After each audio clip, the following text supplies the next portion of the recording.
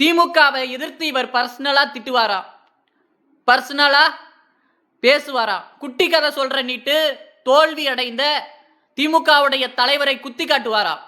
ஆனா இவரை பத்தி கேள்வி கேட்டா அந்த நபர்களை இவருடைய தொண்டர்கள் அடிப்பாங்களாம்.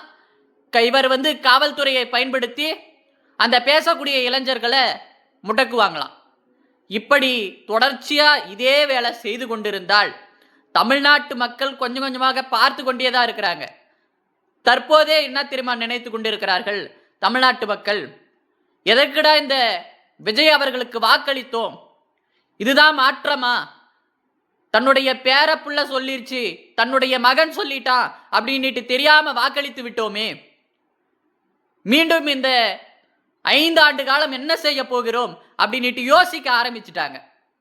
அந்த அளவுக்கு தான் சட்ட ஒழுங்கு தமிழ்நாட்டில் இருந்து கொண்டிருக்கு. குழந்தைகளுக்கு முக்கியமா குழந்தைகளுக்கு பாதுகாப்பு இல்லை. குழந்தைகளை இன்ஃப்ளூயன்ஸ் பண்ணி தானே நீங்க ஆட்சிக்கு வந்தங்க. குழந்தைகளை ஓட்டு போட சொல்லுங்க. உங்க வீட்டில் இருக்கக்கூடிய ஒவ்வொரு குழந்தையும் தன்னுடைய தாய் தகப்பங்கிட்ட போய் தனக்கு ஓட்டு போட சொல்லுங்க, விஜய் மாமாவுக்கு ஓட்டு போட சொல்லுங்க அப்படின்னு சொல்லிட்டு தானே ஆட்சிக்கு வந்தங்க. இந்த நிலையில அப்படிப்பட்ட குழந்தைகளுக்கு பாதுகாப்பு இல்லை.